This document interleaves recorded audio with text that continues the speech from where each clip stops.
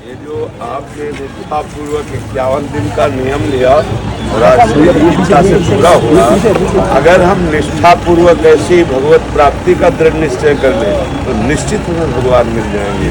हम जो चाहे कर सकते, मानो दे, हमारी कोई पशु योनि नहीं है कि हम केवल प्रारब्ध को भोगेंगे। क्या 51 दिन में आपको परेशानियां नहीं पड़ी?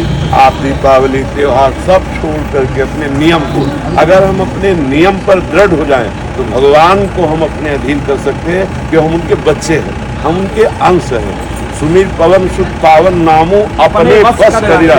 इस बात पर सदा ध्यान रखें कि हमारे जीवन का लक्ष्य दिव्य होना चाहिए, हमारा जीवन राक्षसी या पशुवत नहीं होना चाहिए और हमारे नियम में इतनी सामर्थ्य है, हम जो चाहें कर सकते हैं। जैसे आप 51 में कितने बोर्ड लगा खड़े हुए कि आज के बाद जब तक वृंदावन वास नहीं होगा मैं 4 दिन में आऊंगा, 3 बार देखा गायब हो गए।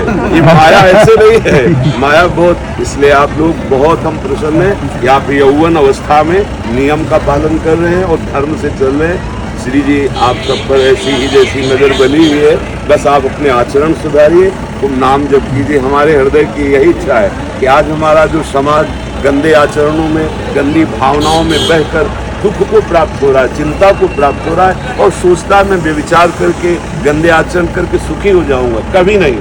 जब तक संयम और धर्म और भगवान का आश्रय नहीं, तब तक कोई भी कहीं भी कैसा भी हो वो सुख का अनुभव नहीं कर सकता। चिंता, शोक, भय, दुख ये उसे सताते ही रहेंगे। इसलिए बहुत धैर्यपूर्वक मानव जीवन कुछ कमा के ले जाना, गंवाना नहीं है। ये अपनी श्वासें अगर हम राधा राधा राधा तो हम कुछ कमा लेंगे जो हमें जन्म जन्मांतर में लाभ देगा, और अगर सही ढंग से भजन कर गए तो जन्म ही नहीं होगा।